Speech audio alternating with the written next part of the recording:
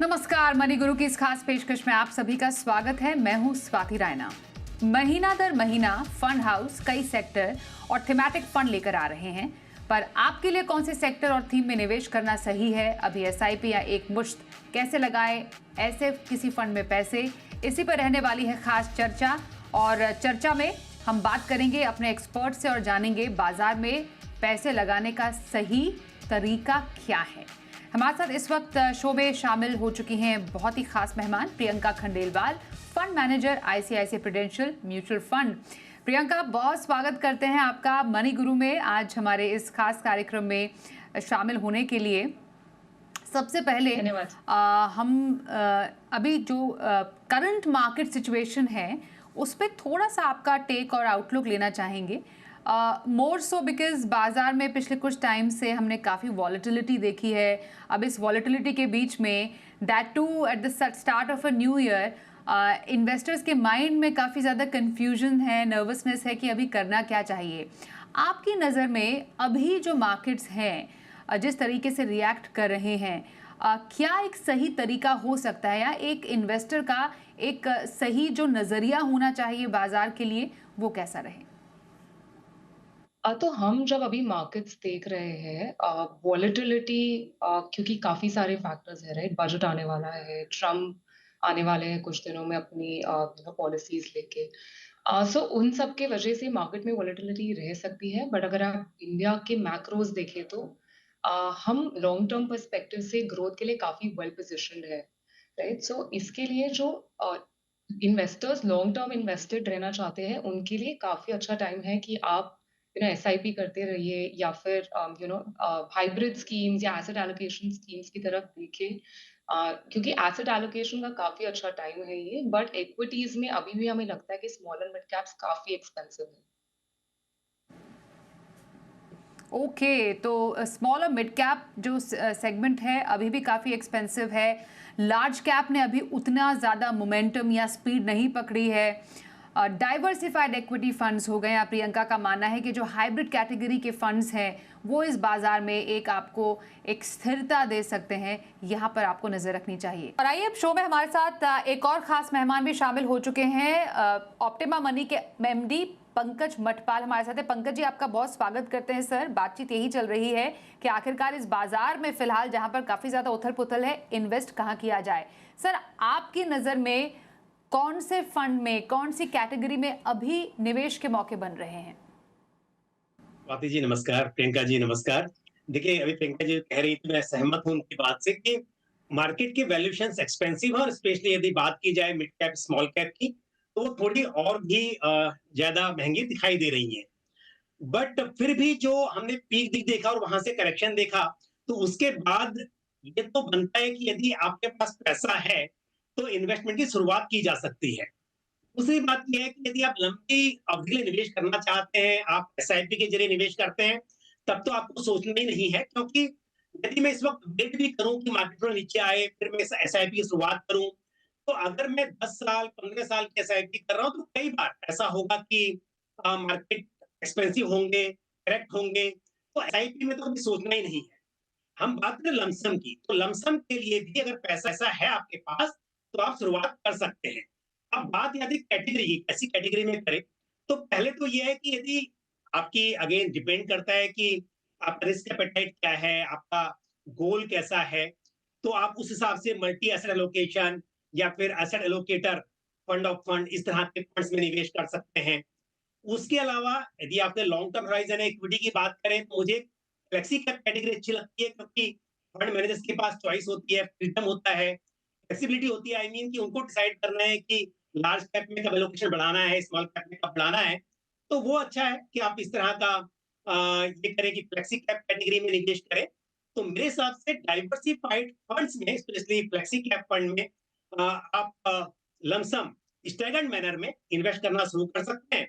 और बाकी एसआईपी के लिए तो मैंने जैसे कहा कि large cap, mid cap, small cap, सभी में लॉन्ग टर्म के लिए एसआईपी की जा सकती है। एब्सोल्युटली।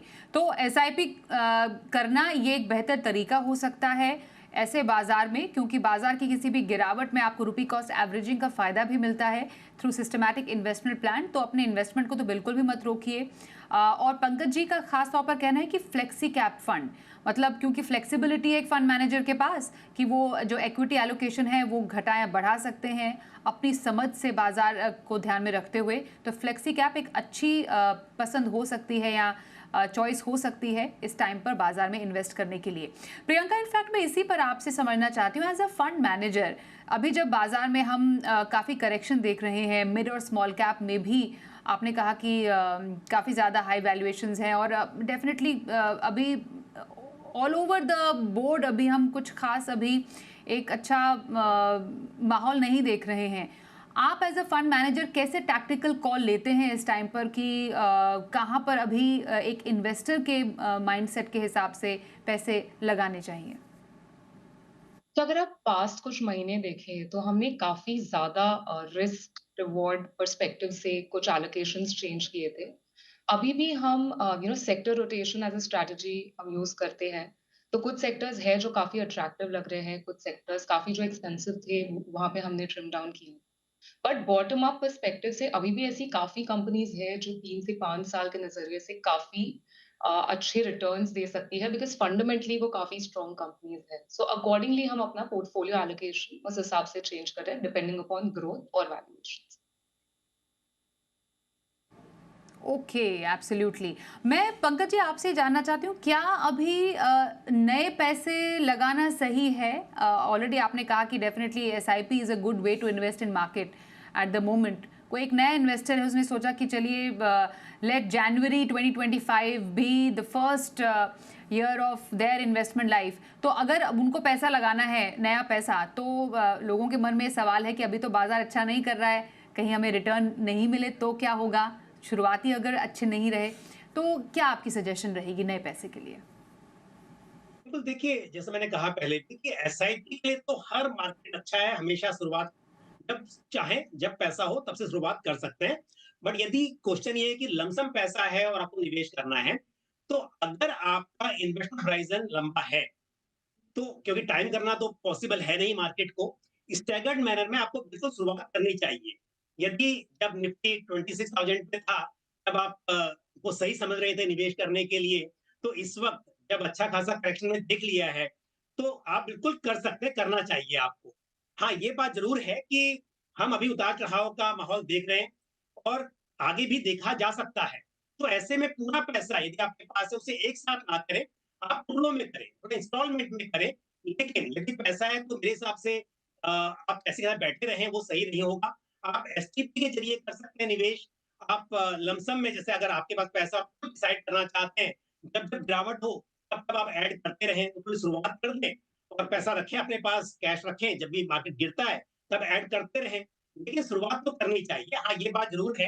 मैं नहीं कहूँगा कि पैसा है तो आप स्मॉल कैप में डाल दें उसे। तो जैसा मैंने कहा कि आप लार्ज कैप में रखें, large cap index fund Nifty 50, Nifty 100 में रख सकते हैं। उसके अलावा फ्लेक्सी कैप कैटेगरी, क्योंकि लंबी अवधि की बात करें, तो फ्लेक्सी कैप में निवेश करना बेहतर रहेगा, क्योंकि जब वैल्यूएशन ठीक होंगी, तो आप उम्मीद कर सकते हैं कि आपके फंड मैनेजर्स कुछ बदलाव करेंगे फ्लेक्सी कैप में और उस हिसाब से पोर्टफोलियो बनेगा।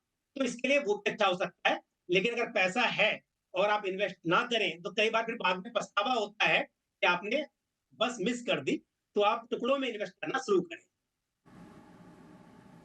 एब्सोल्युटली। पर एक्चुअली जो हमने पिछले कुछ टाइम में मार्केट की वॉलेटिलिटी देखी है, उसका एक हम कह सकते हैं कि असर हमें ज़्यादा म्यूचुअल फंड इंडस्ट्री पे आता हुआ देखा नहीं है, क्योंकि दिसंबर के जो नंबर्स हमने देखे in terms of SIP inflow, record तोड़ एसआईपीज, इक्विटी में अच्छा इन्वेस्टमेंट फिर से आया है प्रियंका। तो अगर हम म्यूचुअल फंड से के थ्रू इन्वेस्टमेंट की बात करें तो डेफिनेटली लोगों का जो भरोसा है वो बरकरार है।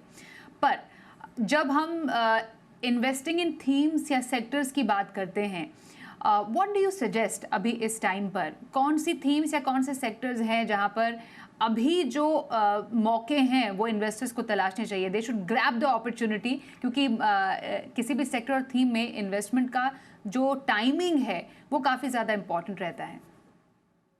एब्सोल्युटली स्वाति। सो यूजुअली जब भी आप कोई थीमेटिक फंड में इन्वेस्ट करें, राइट? और यूजुअली थीमेटिक फंड्स थोड़ी ज़्यादा अग्रेसिव होती है क्योंकि या तो वो कॉन्संट्रेटेड थीम्स होती है, या फिर वहाँ पे डाइवर्सिफिकेशन का इतना ऑप्शन नहीं होता है। सो यूजुअली ये जो थीमेटिक थीम फंड्स होते हैं वो अग्रेसिव कैटेगरी में देखे जाते हैं, राइट? पर जब आप कोई भी थीम देखें, राइट, लाइक जैसे आपने कहा टाइमिंग बहुत इंपॉर्टेंट है।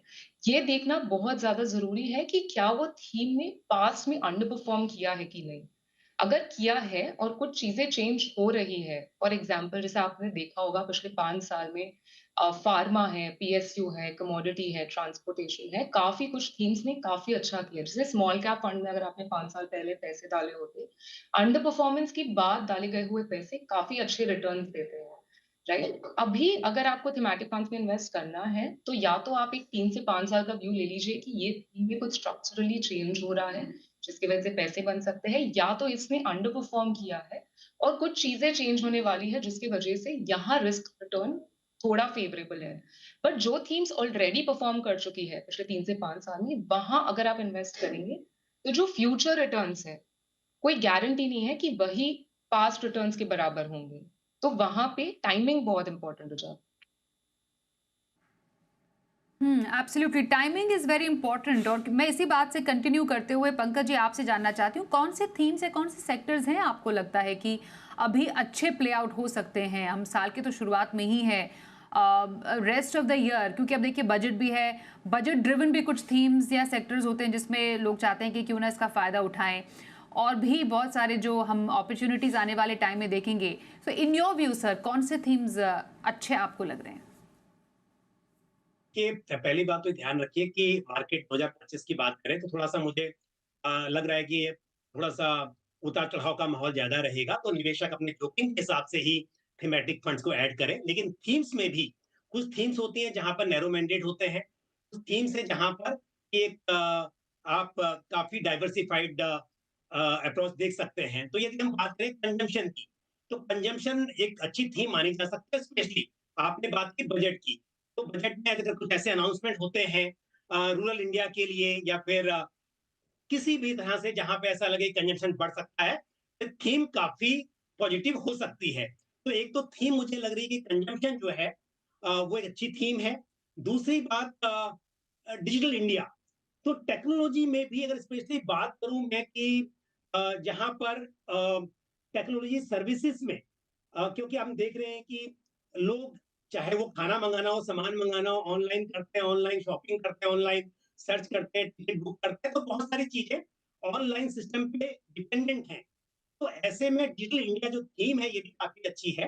तो ये कुछ थीम्स है जो मुझे सही लगती है, लेकिन अगेन मैं कहूंगा कि निवेशक पहले डाइवर्सिफाइड फंड्स में रहें, उसके बाद थोड़ा टेक्निकल एलोकेशन जहां पे उन्हें लगता है कि ब्रॉडर मार्केट के मुकाबले थोड़ा बेहतर रिटर्न्स वो अर्न कर सकते हैं, उनका रिस्क एपेटाइट बेहतर है, तो ऐसे में इस तरह की थीम्स में निवेश किया जा सकता है कि समय के अनुसार आपको उसका फायदा मिले। और स्पेशली जैसे मैंने बात की कंजम्पशन थीम की या डिजिटल इंडिया की, तो ये ऐसी थीम है जो शायद लॉन्ग टर्म तक अच्छा परफॉर्म कर सकती हैं। तो इन फंड्स में या इस तरह के थीम्स में आप निवेश करने के बारे में सोच सकते हैं। एब्सोल्युटली। एक छोटे से ब्रेक के लिए यहाँ पर रुक लेते हैं, ब्रेक के बाद इस चर्चा को आगे बढ़ाएंगे। प्रियंका और पंकज जी हमारे साथ बने हुए हैं, देखते रहिए money Guru.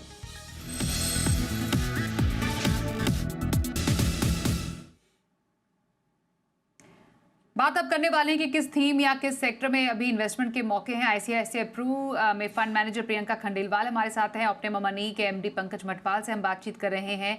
Priyanka, according to you कौन सी थीम, कौन से सेक्टर की हम यहाँ पर जब हम बात कर रहे हैं तो व्हाट अपील्स टू यू? क्योंकि अभी जब हमने कंजम्पशन थीम की बात की, और जब हम एक स्पेसिफिक कंजम्पशन में भी, क्योंकि आपका एक फंड भी है, एक रूरल अपॉर्चुनिटीज फंड, जरा बताएंगे क्या खासियत है and why at this time?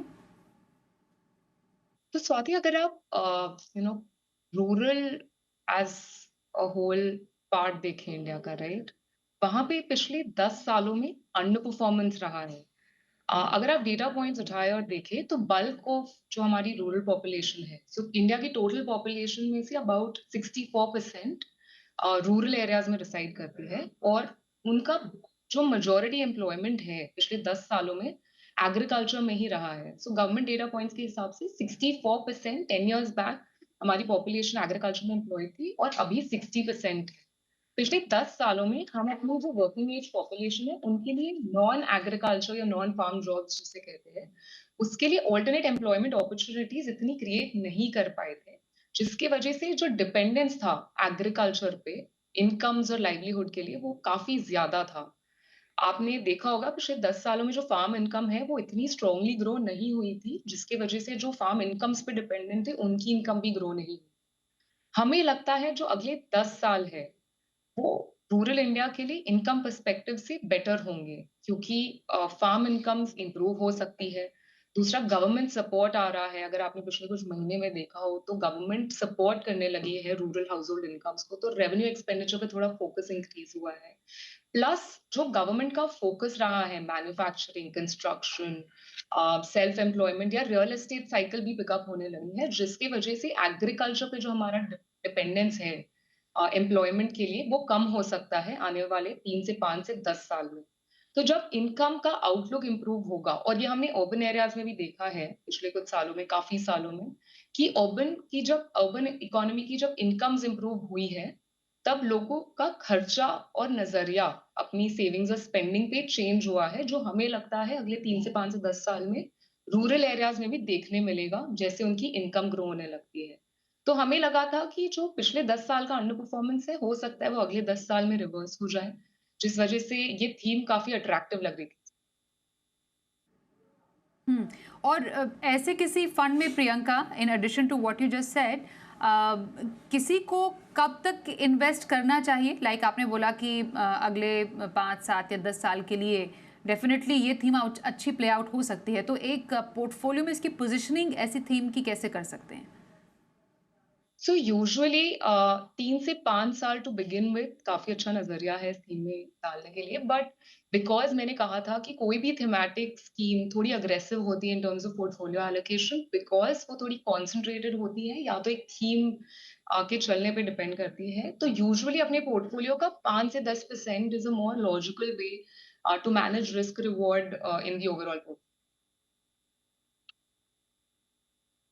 Absolutely. अब क्योंकि पंकज जी, इतने सारे हम फंड्स, थीमेटिक और सेक्टर्स देखते हैं, टाइमिंग मार्केट की उसमें इन्वेस्ट करने की कैसी रहे ये इम्पॉर्टेंट है। सर, किन बातों का ध्यान रखना अभी ज़रूरी है? अब जैसे प्रियंका बोल रही थी 5 to 7 years is enough for a thematic fund, मतलब वो एक अपना एक तरीके से साइकिल कंप्लीट कर लेता है वो एक थीम, पर कुछ और चीज़ें जिसको ध्यान में रखने की ज़रूरत है?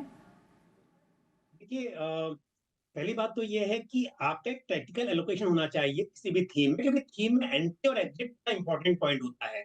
आप कभी अगर एंट्री सही कर दी आपने लेकिन एग्जिट नहीं हो पाए, और हो सकता है थीम प्ले आउट हो जाए, उसके बाद आप नहीं स्विच करें दूसरी थीम में, तो फायदा नहीं मिलेगा। बट फिर भी अगर यहाँ बात हो रही है रूरल कंजम्पशन की या फिर ओवरऑल कंजम्पशन की, एक लॉन्ग टर्म थीम है, यहाँ पर उतनी ज्यादा आपको बहुत ज्यादा केयरफुल होने की जरूरत नहीं है।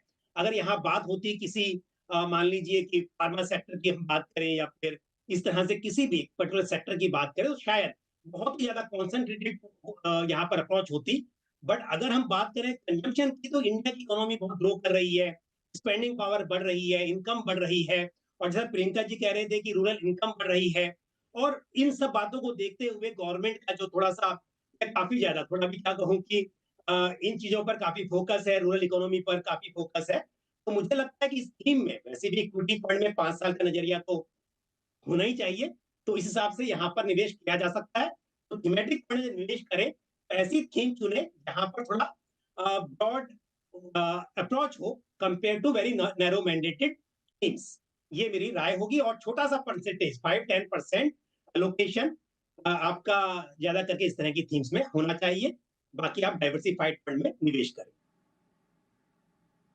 बिल्कुल, वन ऑफ इट्स काइंड ये थीम है पंकज जी, क्योंकि जो आपने कहा उसी से जुड़ के मैं आपसे ये भी जानना चाह रही थी, अभी एट प्रेजेंट बाजार में मिलती जुलती थीम से जुड़े हुए कुछ स्कीम्स ऑलरेडी हैं, या उनका जो ट्रैक रिकॉर्ड रहा है उससे हम क्या समझ सकते हैं, क्या रीडिंग ले सकते हैं उससे? रूरल इंडिया तो थीम मेरे हिसाब से कोई अवेलेबल नहीं है, क्योंकि पहले एक थी, वो भी बाद में मर्ज हो गई थी।